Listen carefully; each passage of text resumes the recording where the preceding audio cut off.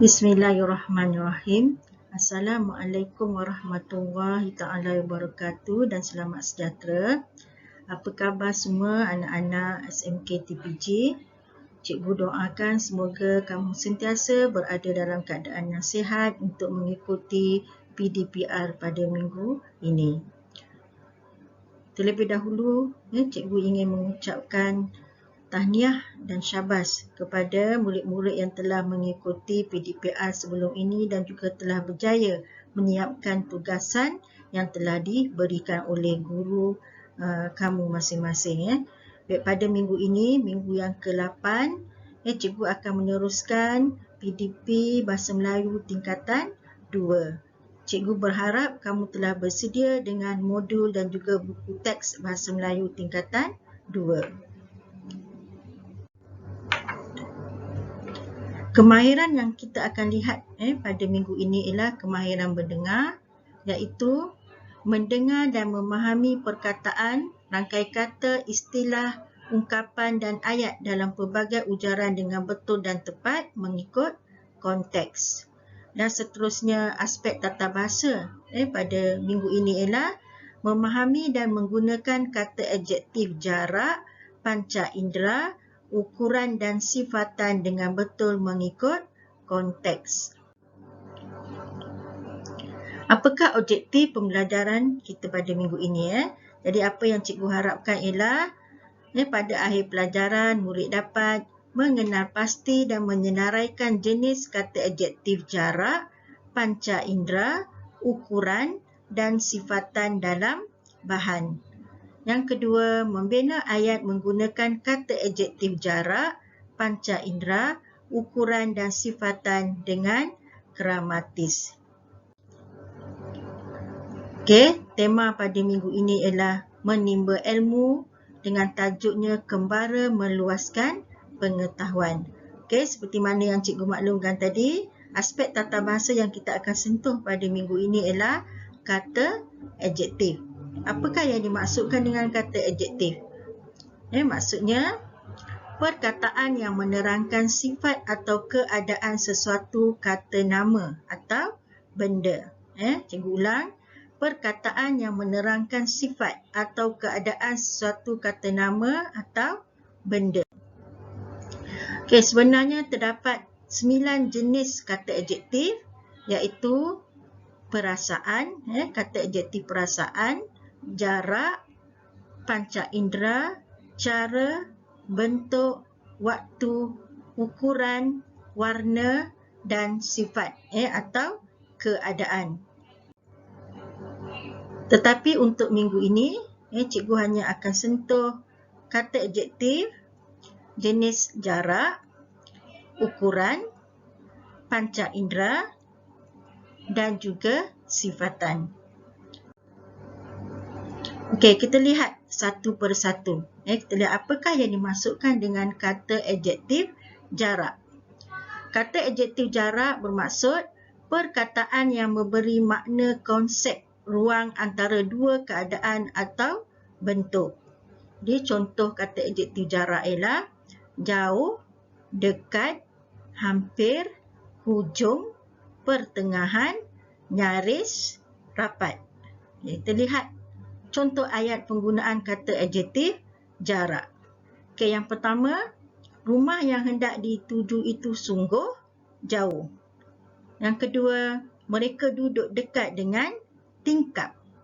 Dekat, kata adjektif jarak dekat. Ayat yang ketiga, kawan rapat saya belajar di luar negara. Yang keempat, rumah saya paling hampir dengan sekolah. Dan ayat yang kelima, hujung jalan itu terdapat sebuah pondok usang. Yang terakhir, nyaris. Kata adjektif nyaris. Contoh ayatnya, mereka nyaris menemui ajal dalam kemalangan itu. Ini antara contoh kata adjektif jarak. Kita lihat jenis seterusnya, kata adjektif sifatan atau keadaan. Apakah maksud kata adjektif sifatan dan keadaan? Perkataan yang memberi pengertian sifatan atau keadaan sebagai unsur keterangan nama. Contoh kata adjektif sifat atau keadaan: cerdas, bijak, lemah, baik, cerdik, berani, kukuh, cantik, sihat, jahat. Okey, contoh ayatnya.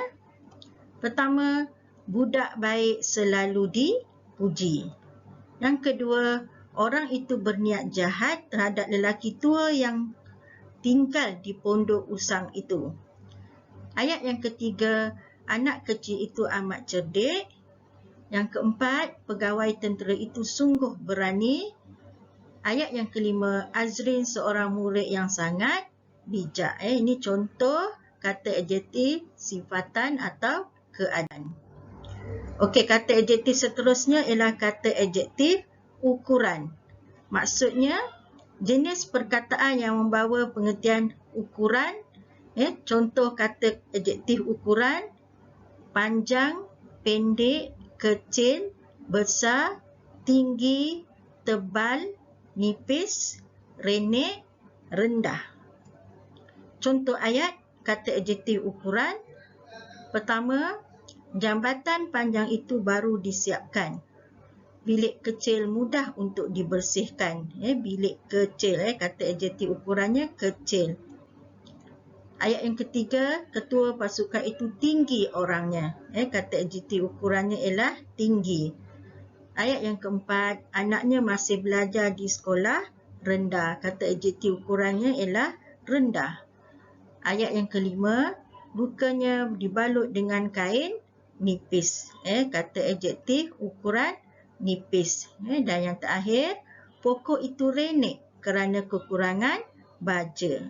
Kata adjektif ukuran renek. Okey, kita lihat kata adjektif panca indera yang terakhir. Maksudnya menerangkan konsep rasa, dengar, pandang, bau, sentuh. Jadi contoh kata adjektif panca indera iaitu rasa. Iaitu panca inderanya tentulah lidah. Jadi kata adjektifnya pahit, lazat, sedap, kelat. Okey, panca indera. Kata adjektif panca indera dengar. Dari panca indera telinga. Jadi kata adjektif yang lahir daripada panca indera telinga, bising, serak, merdu, nyaring. Okey, seterusnya pandang. Panca inderanya ialah mata. Jadi kata adjektifnya comel, segak, cantik, hodoh. Panca indera, kata adjektif panca indera bau. Dari panca indera hidung.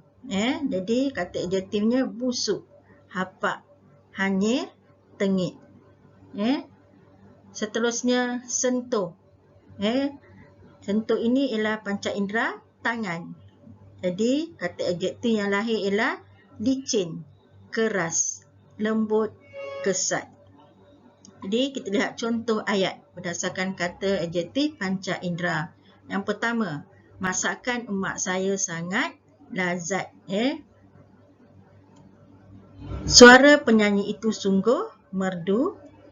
Pemandangan di tepi pantai itu sangat cantik. Yang keempat, bau busuk daripada kilang itu mengganggu penduduk kampung. Dan yang terakhir, permukaan lantai itu sangat licin. Itu ialah kata adjektif panca indera.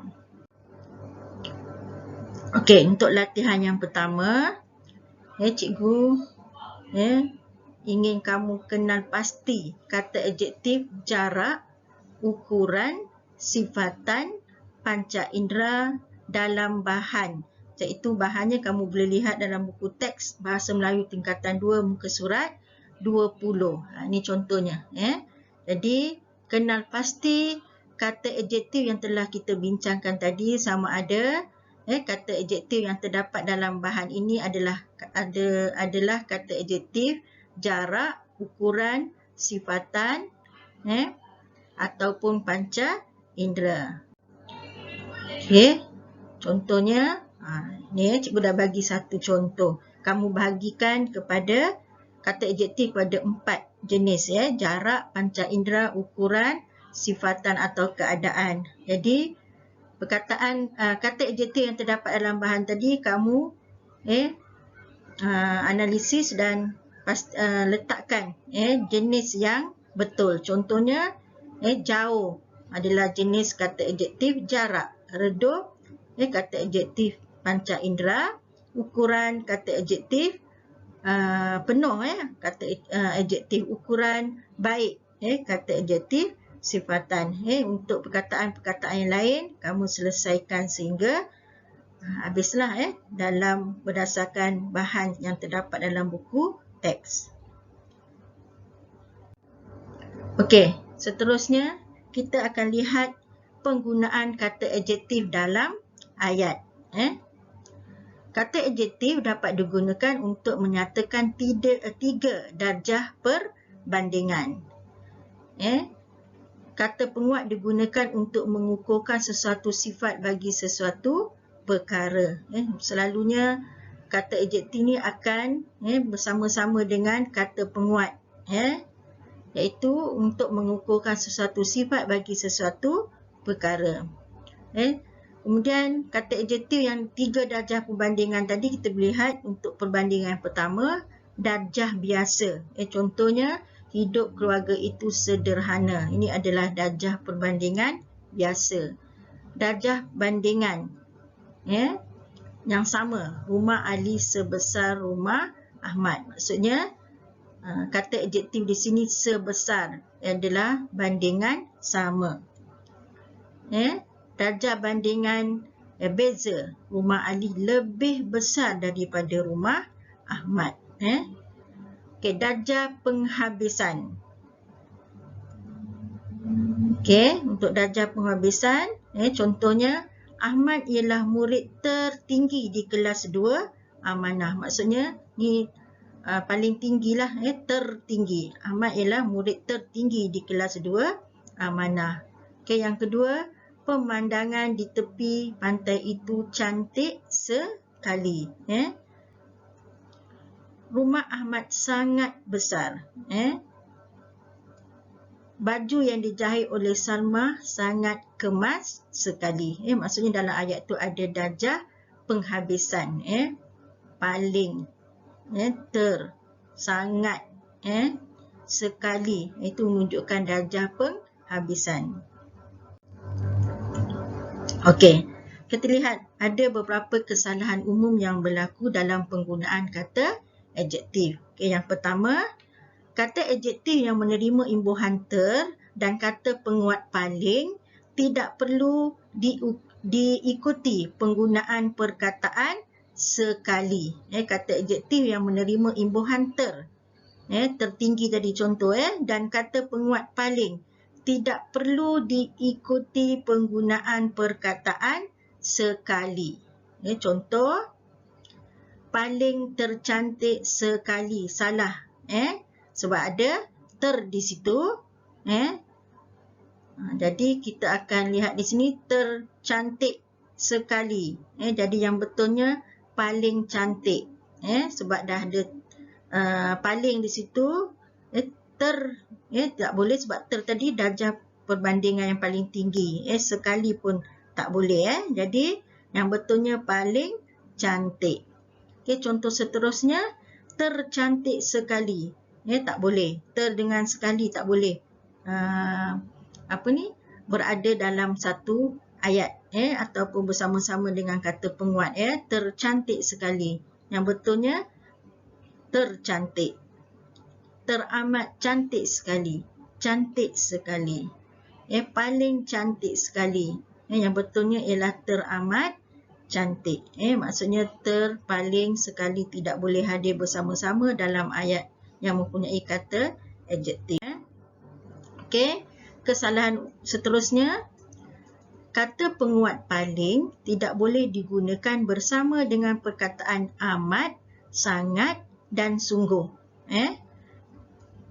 Contoh, baju itu paling sungguh cantik sekali. Sebab paling tadi untuk menunjukkan darjah perbandingan. Jadi kita tak boleh gunakan bersama dengan perkataan amat, sangat dan sungguh. Baju itu paling sungguh cantik sekali. Yang betulnya, baju itu paling cantik. Pemandangan di kawasan bukit itu paling amat cantik sekali. Salah. Pemandangan di kawasan bukit itu amat cantik sekali. Amat cantik sekali. Amat cantik sekali boleh, tapi paling cantik sekali tak boleh. Salah. Bunga ros itu paling sangat cantik sekali. Salah. Bunga ros itu sangat cantik sekali. Paling cantik sekali. Salah. Bunga ros itu sungguh cantik sekali. Pun betul juga. Bunga ros itu sungguh cantik sekali. Kesalahan umum yang selalu dalam penggunaan kata adjektif ialah kata adjektif berimbuhan ter. Tidak boleh diletakkan kata penguat. Rumah yang terbesar sekali ialah rumah Anita. Terbesar, kata adjektif berimbuhan ter. Kemudian diiringi dengan kata penguat sekali. Salah. Sebenarnya, rumah yang terbesar ialah rumah Anita. Rumah yang besar sekali ialah rumah Anita. Rumah yang besar sekali. Kejayaan itu adalah sangat terbesar kepada saya. Salah. Kejayaan itu adalah sangat besar kepada saya ataupun kejayaan itu adalah terbesar kepada saya. Kesalahan seterusnya. Jika kata adjektif sudah digandakan, kata penguat tidak boleh digunakan. Rumah di situ besar-besar sekali. Salah. Rumah di situ besar-besar. Kerana besar-besar tu telah menunjukkan sangat besar. Rumah di situ besar sekali. Bila ada kata penguat sekali, jadi kata adjektif tidak perlu digandakan. Rumah di situ besar sekali. Contoh lain, pokok kelapa itu sangat tinggi-tinggi. Salah. Jadi pokok kelapa itu tinggi-tinggi atau pokok kelapa itu sangat tinggi. Seterusnya kesalahan umum dalam penggunaan kata adjektif ialah jika kata adjektif sudah digandakan, kata nama yang bersangkutan dengan kata adjektif itu tidak boleh digandakan juga. Contoh, anak-anak Encik Ahmad pandai-pandai semuanya. Anak-anak kata nama. Pandai-pandai kata adjektif. Jadi, jika kata adjektif sudah digandakan, pandai-pandai, jadi kata nama yang bersangkutan dengan kata adjektif, anak-anak, tidak boleh digandakan juga. Jadi ayatnya, anak Encik Ahmad pandai-pandai semuanya.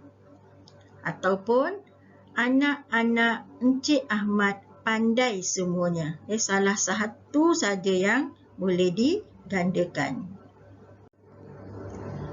Jadi, itu kesalahan umum dalam tata bahasa penggunaan kata adjektif. Jadi, untuk latihan yang kedua, membina ayat dengan menggunakan kata adjektif. Jadi, untuk latihan kedua ini, cikgu harap kamu dapat selesaikan ataupun siapkan berdasarkan modul PDPR Bahasa Melayu Tingkatan 2 muka surat 11 dan 12. Arahannya ialah membina ayat dengan menggunakan kata adjektif yang kita telah bincang tadi, iaitu kata adjektif, sifat atau keadaan, ukuran, jarak dan juga panca indera. Dengan itu, selesailah untuk PDP Bahasa Melayu Tingkatan 2 untuk minggu ini, iaitu tentang kata adjektif tadi. Cikgu harapkan semoga kamu dapat selesaikan tugasan yang diberikan untuk minggu ini. Kita jumpa lagi untuk minggu hadapan dengan guru Bahasa Melayu yang lain untuk tajuk yang lain. Sebelum itu, cikgu ingin membacakan 3 peribahasa untuk kamu pada petang ini. Hendak 1000 daya, tak hendak 1000 dalih. Di mana ada kemahuan, di situ ada jalan. Kalau tidak dipecahkan ruyung, manakan dapat sagunya. Jadi amalkanlah, budayakanlah peribahasa yang cikgu sebut ini, iaitu jangan suka berdalih, jangan suka mencari alasan, dan berusahalah dengan gigih untuk mencapai kejayaan. Itu saja untuk minggu ini. Sekian, terima kasih. Jumpa lagi pada minggu hadapan.